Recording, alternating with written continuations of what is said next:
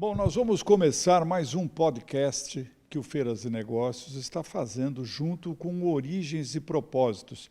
Aliás, esta é uma parceria do Feiras e Negócios que incubou dentro do seu programa o Instituto Aqua Brasil, representado pelo Giovanni Quequim, meu amigo de muitos anos, e que tem uma proposta muito legal, muito definida, e nós juntos estaremos fazendo Origens e Propósitos. E hoje nós vamos ter mais um podcast do Origens e Propósitos com dois convidados importantes.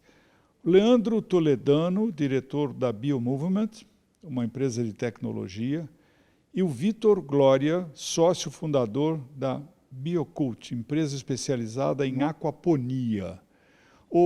Muito obrigado por todos vocês estarem aqui. Eu vou deixar o meu querido amigo Giovanni Quequim, que é o craque no assunto, conduzir essa história aí para a gente ter uma proposta definida. Com você aí, Giovanni. Bom, boa tarde, Cacá. Obrigado aí por mais essa oportunidade, por essa parceria. Hoje eu estou em trânsito, então parei aqui para poder falar com vocês aí no nosso podcast. E o nosso tema hoje são negócios socioambientais de impacto, né? E essas duas pessoas são conhecidos nossos, são parceiros do Instituto e realmente têm duas propostas que eu poderia dizer que são assim excelentes, são lindas e extremamente efetivas, né? Eu vou começar aqui com uma pergunta que vai valer para os dois, e como a gente fala de origens e propósito, eu queria saber um pouquinho da origem de vocês e por que vocês encamparam esse propósito de um negócio socioambiental de impacto. Queria que o Vitor começasse a falar para nós um pouco da história dele e por que ele abraçou ou por que ele realmente se enveredou neste caminho. Legal, Gil. Obrigado. Primeiro, eu gostaria de agradecer aí o convite a você, ao Carlos. É uma honra aí participar do Origens e Propósitos com vocês e com o Leandro, que é um cara que eu admiro muito. Respondendo a sua pergunta, vamos lá, né? Como é que eu parei aqui, né? O que aconteceu? Primeiro, acho que tudo começou durante a minha graduação. Eu optei por fazer um curso um pouco desconhecido ainda no Brasil, que é o curso de biotecnologia. Então, eu fui estudar na UFSCar, na Federal de São Carlos, lá em Araras, que é o Centro de Ciências Agrárias, e lá eles focam muito em tecnologias agrícolas e também ambientais. E aí, no curso de biotecnologia, eu tive a oportunidade de conhecer diversas tecnologias, né, voltadas para essas duas áreas, e pude ter uma noção do que a gente consegue fazer, assim. Então, durante a graduação, eu participei de diversos grupos de estudo, centro acadêmico, empresa júnior, sempre pensando em sustentabilidade. Esse sempre foi meu foco, assim, por isso que eu escolhi a biotecnologia. E eu sempre tive muitos amigos. Um dos meus amigos, hoje é meu sócio, o Vinícius, ele sempre gostou de peixe, assim. Eu sou de São Paulo, capital, então não tinha tanto contato com pesca, assim, como ele. Mas ele sabia que ele gostaria de trabalhar com peixe. Ele passou toda a graduação dele focada nessa parte de piscicultura, criação de peixes, e nós dois tivemos a oportunidade de fazer um intercâmbio pelo Ciências Sem Fronteiras, um programa do governo federal, à época. Eu fui para os Estados Unidos, ele foi para a Hungria. E tanto eu quanto ele, a gente conseguiu ter acesso a, a tipos de pisciculturas mais avançadas, né? Piscicultura superintensiva, que é algo que é pouco explorado no Brasil, bem como a aquaponia, que eu estava explicando para o Carlos antes da gente começar, o que é a aquaponia, né, que é o que a gente trabalha. É a integração da piscicultura, a criação de peixes, com a hidroponia, cultivo de plantas em água. Então, quando a gente viu, a gente teve contato com essa tecnologia, a gente voltou, se reencontrou, e já quisemos começar a fazer durante a faculdade mesmo. Cara, a gente precisa fazer isso. Se não tem aqui no Brasil, a gente vai atrás de quem faça, vamos fazer aqui. A gente acabou fazendo um sistema, nosso primeiro sistema aquapônico, na varanda do prédio que a gente morava. Nem sabia se ia aguentar a estrutura, a gente só montou. Deu certo. E aí, desde que assim que a gente se formou, então foi no final de 2017, a gente pensou, cara, não tem como fazer outra coisa. Porque essa tecnologia é uma tecnologia de grande sustentabilidade e com grande potencial de impactar na sociedade, né, da forma como a gente produz alimentos. Esse foi o maior impulso, assim, para a gente trabalhar com isso. Legal. Bom, agora eu queria que o Leandro falasse, mas antes disso eu queria agradecer aqui o Leandro, porque ele foi o grande incentivador desse projeto Origens e Propósitos, né, que é essa parceria que a gente tem hoje com Feiras e Negócios, mas que ele se originou realmente com o apoio da instituição ABRAPS, que é a Associação Brasileira dos Profissionais para o Desenvolvimento Sustentável. Ele que nos deu guarita, ele que nos deu apoio, ele nos cedeu lá o Primata, né, uma hamburgueria já com toda essa tecnologia que ele vai expor depois para a gente. E eu queria deixar aqui um abraço, uma gratidão realmente, Leandro, por você ter nos apoiado, ter dado acreditado nesse projeto, que hoje você vê ele continua e cada vez ele ganha mais força e consegue não só divulgar tecnologias, mas também pessoas que abraçam causa. Então me conta um pouco, Leandro, aí da onde você veio, por que você abraçou, né? Eu sei que você é um profissional que já trilhou vários caminhos. Eu queria saber onde é que foi o ponto de inflexão aí. Legal. Bom, Gil, primeiro agradecer, lógico, Carlos também e ao Vitor. É um prazer a gente ter esse espaço para poder falar e realmente conseguir levar ao público possibilidades reais. E quando a gente fala em sustentabilidade, acho que o tripé econômico faz muito sentido quando a gente está falando de aquaponia, quando vai falar do meu produto, que a gente também vai falar, mas ser sustentável tem que ter sustentabilidade econômica. Não adianta a gente querer fugir disso se a gente não tem esse caminho que seja realmente um tripé com a sustentabilidade e a parte econômica. Origem e Propósitos, Instituto Aqua e tudo que a gente já tem conversado no passado, né, Gil? E espero que por muitos anos a gente tenha muita coisa para fazer. Com certeza. Eu estou nesse meio de natural, orgânico, com esse olhar de propósito há mais de 10 anos, com outras empresas que eu já tive, algumas que foram bem, outras que foram mal, e a gente vai sempre aprimorando e crescendo, né? Para ser empreendedor no Brasil, tem que ter muita vontade mesmo, e você tem que se modificar e estar um upcycle diário, porque realmente não é mole, não. E eu estava procurando há alguns anos mais alguma coisa que tivesse propósito. Eu já estava nesse meio de natural, de orgânico, viajando o mundo com vários outros produtos.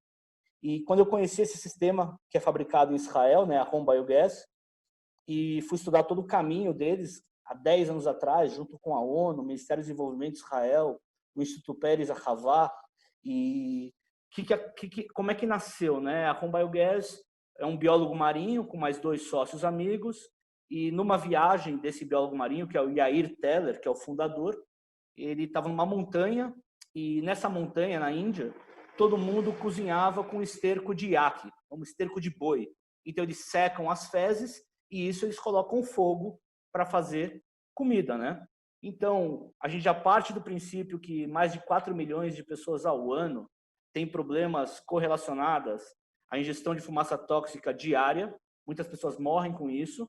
E ele, por ser biólogo marinho, né, ele pensou num jeito de evitar que aquele esterco, aquele lixo orgânico, caísse num rio ou caísse no mar e poluísse e gerasse toda essa poluição ambiental. E a gente começou a falar com Israel, só que o produto ele não era comercial. Ele ainda era um produto prototipo, né? Então eu estava levando aqui, levando ali, e tinham vários sistemas instalados no deserto do Negev, em Israel, com o pessoal cozinhando que até então cozinhava com cocô de camelo. No meio do deserto, você não tem árvore para cortar, como é que você faz fogo? Né? Não chega a gás, então eles utilizam o esterco de camelo. E o propósito de toda essa ideia eu achei absolutamente incrível.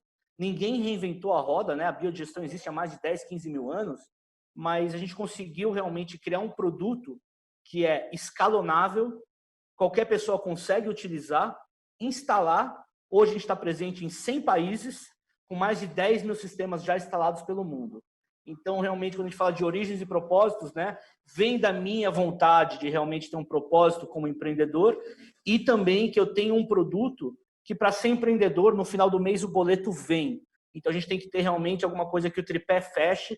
Então, no momento que eu transformo no quintal da pessoa o lixo dela em energia renovável, a conta fechava.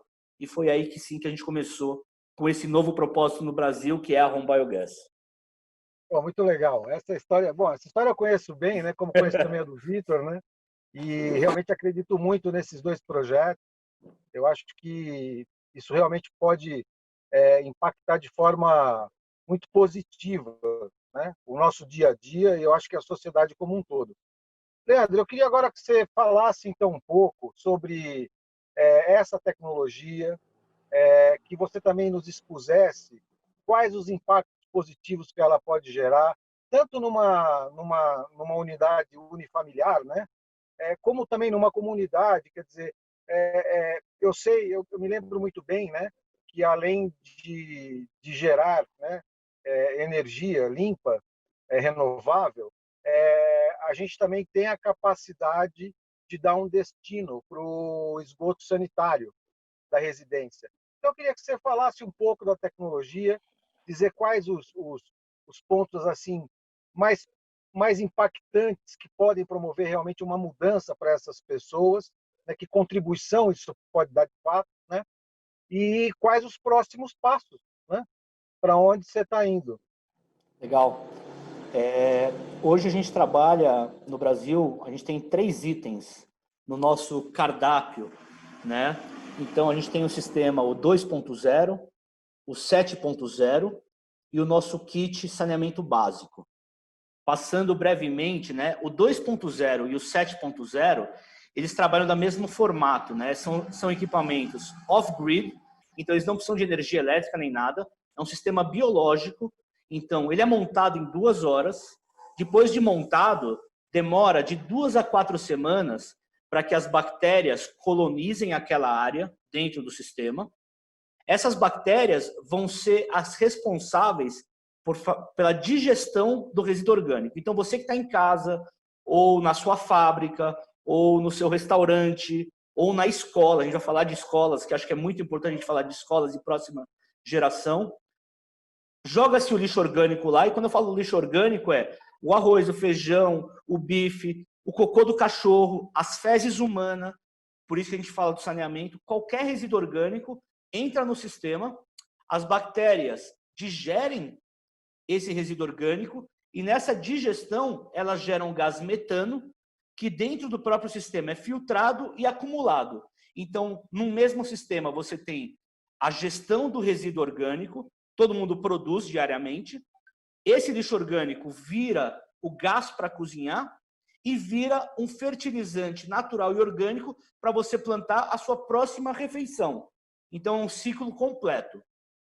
Outra coisa muito importante de se colocar é a economia circular. Eu acho que é muito importante a gente entender que no momento que a gente tem uma comunidade que entende que o papel dela, que produz o próprio lixo, poder upcycle esse lixo, fazer esse lixo virar energia e não misturar com lixo reciclável, aqueles catadores de latinha ou a cooperativa que separa reciclável, quando ela recebe o lixo limpo, o lixo tem um valor para ela. Esse lixo vai poder ser vendido e chegar na indústria. No momento que esse lixo vem com o rejeito ou com o orgânico misturado, ela vira rejeito. E o final dela, o final vai ser um lixão, um aterro, então não vai ter valor. Então, no momento que a gente separa em casa o lixo orgânico, gera energia, você está ajudando toda a cadeia. Lá na ponta, né? O catador, a cooperativa, a indústria, todos eles vão ter uma matéria-prima mais limpa, com muito mais valor agregado. Tá? E acho que dois pontos mais interessantes do nosso projeto, né, do sistema o primeiro, hoje a gente tem mais de 30 escolas já no Brasil com o sistema, e quando a gente instala numa escola, depois a gente vai lá e dá uma educação ambiental. E quando a gente vê as crianças que acabaram de almoçar e pegaram a casca da banana e jogaram dentro do sistema, e a gente vai lá e faz pipoca para a criança tem uma correlação absurda de troca, que aquela casca de banana tem um valor, ela fez o gás da minha pipoca, né? É claro que nas escolas os professores falam de química, de física, de biologia dentro do nosso sistema. É um sistema biológico, anaeróbico, sem oxigênio, então dá para dar várias matérias ao ar livre e a próxima geração realmente entende que vou construir uma casa, eu preciso do meu fogão, da minha geladeira, mas espera aí, eu preciso fazer a gestão do que eu estou produzindo. Então, eu acho que isso é muito importante. Para nós, o romantismo de instalar em escolas é impagável. A gente ama o trabalho com escolas. É claro que hoje a gente tem hamburguerias, indústrias, canil. Esse sábado passado a gente fez um canil, uma ONG, que tem 300 cachorros, e as fezes do cachorro para ela é um problema, porque entope a fossa dela a cada 3 meses. Lá a gente vai pegar o cocô do cachorro e vai fazer gás, esse gás vai fazer água quente para dar banho nos cachorros. Então você resolve todo um ciclo. Então tem vários, é aquilo lá, né? É uma massa produtora contínua de energia limpa e renovável. E um dos itens mais importantes que a gente ganhou alguns prêmios, ano passado, no Dia Mundial da Defecação ao Ar Livre, eu nem sei se muita gente sabe, mas existe o dia... Essa é uma novidade. Existe, né? Existe o dia disso, o dia daquilo, mas milhões de pessoas hoje defecam ao ar livre, vão no mato fazer suas fezes, né? Além do problema de contaminação de solo e contaminação geral, você tem o risco de bicho, você tem o risco em locais vulneráveis à noite, quando uma mulher vai sozinha, risco de estupro, porque ela está super vulnerável. Então, existe todo um problema em volta quando você não leva saneamento básico. O saneamento básico em si, a gente não está falando só do básico da dignidade, você ter um local para ir, né? E a gente resolve isso, e a gente saiu na Forbes, na revista Forbes, como a melhor solução de saneamento básico imediato. Esse ano, junto com a Kimberly-Clark, aqui no Brasil, teve o Desafio Neve, Banheiros Mudam Vidas, também ganhamos. O que a gente faz? A gente acopla um vaso sanitário nosso, de baixa pressão. O que é de baixa pressão? Eu não preciso ter água encanada, pode ter um balde com água suja do lado, e eu bombeio, depois de fazer minhas fezes, eu tenho uma bombinha nesse vaso sanitário, as fezes vão para o biodigestor, as bactérias consomem essas fezes e geram gás para cozinhar. Saneamento básico, dignidade e ainda matéria-prima que vira gás para cozinhar. Isso aí tudo em 3 horas de instalação, sem energia elétrica. E eu já puxo mais um gancho, já que o Dil está aqui, do Instituto Aqua.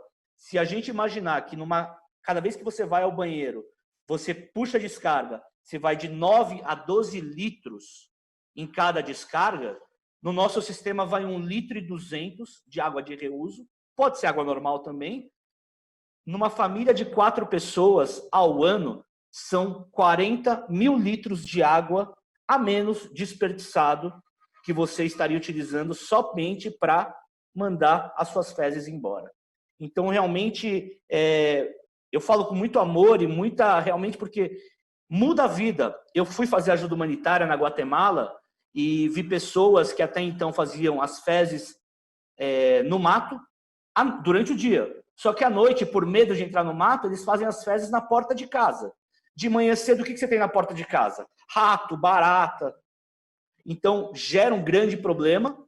Essa família em particular gastava 6 horas por semana coletando madeira, galhos de madeira para poder fazer fogo. Um dia por mês, 24 horas por mês, era dedicado a ficar andando no mato ou cortando árvore, que não faz menor sentido, né? Cortar uma árvore hoje em dia, ou coletando o que tem no chão. Sendo que a matéria-prima para ele, porque eles me falaram, mas Leandro, aqui não sobra nada de comida, a gente é muito, muito carente. Falei, não tem problema. As suas fezes, e aí eu achei um pé de manga que tinha no terreno deles, com um monte de manga podre no chão. Tá vendo aquela manga podre? Aquilo lá já é matéria-prima para você fazer gás para cozinhar. Então hoje a gente tem um sistema, gestão de resíduo orgânico, geração de energia limpa e renovável contínua dentro de casa, e fecha o ciclo inteiro da economia circular, juntando cooperativas, catadores e, o mais importante, a sua próxima refeição, se você tiver uma horta, muito mais natural e orgânica, sem nenhum defensivo. Bom, Leandro, super interessante, né? Eu acho que, para todo mundo que vai ouvir esse podcast, vai ser muito legal saber disso tudo. E eu acho que realmente o resultado, né, que a gente percebe é também um tremendo benefício econômico, né? Porque você acaba não gastando dinheiro com gás, você acaba também trazendo um benefício sustentável, que é não, enfim, degradar a natureza, né, retirando árvores, né, e ao mesmo tempo não lançando dejetos em corpos d'água sem necessidade. Bom, Leandro, vou passar agora aqui para o Vitor. Vitor, a gente queria também entender como é que é esse projeto de vocês, como é que é o tempo de instalação, tem algum tamanho pré-determinado ou necessário? Pode ser uma coisa pequena para uma chácara, para um sítio, para uma grande indústria. Como é que funciona e em que momento vocês estão? Perfeito, Gil. Vamos lá. Primeiro eu queria parabenizar o Leandro. Não posso deixar de parabenizar pelo trabalho, pela iniciativa. É um trabalho incrível, é uma grande inspiração. Eu fico muito feliz de ver projetos, iniciativas como as dele junto com a gente. Mostra que a gente está no caminho certo. Em relação ao nosso projeto aqui na Biocult, a gente trabalha principalmente com aquaponia, que é a tecnologia que eu expliquei ali no começo, né? A integração entre peixes e plantas. E antes de começar a explicar para vocês as possibilidades de escalonamento e o que a gente pode fazer com essa tecnologia, eu acho que é interessante para o ouvinte entender mais ou menos como é que é e quais as diferenças, só para deixar um pouquinho claro. Aí, se vocês tiverem alguma dúvida, também fiquem à vontade.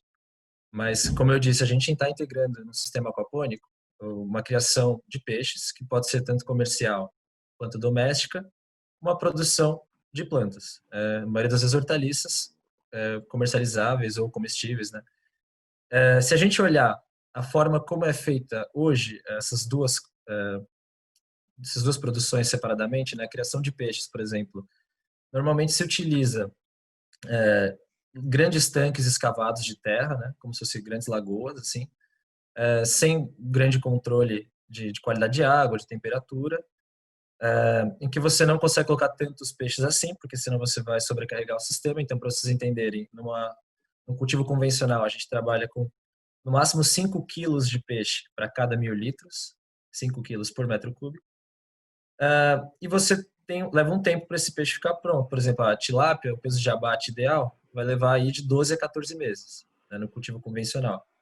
E, geralmente tem que se fazer uma grande renovação de água. Então, ou o pessoal faz isso em tanques fechados, ou tem muitos que fazem tanque-rede, que a gente chama, não sei se vocês já viram. Imagina um rio, né, o Rio Paraná, por exemplo. O cara tem um rio, ele está passando água limpa, oxigenada, e aí ele coloca como se fosse uma gaiola ali, coloca os peixes e vai criando ali, fazendo uso do que o meio ambiente tem para oferecer, né? Então ele não vai ter problema com a oxigenação, porque está constantemente oxigenada essa água, a água está sempre se renovando, mas ele acaba por criar uma fonte de efluente ali, né? Ele está jogando matéria orgânica na água que não existiria ali, pelo menos não nessa quantidade.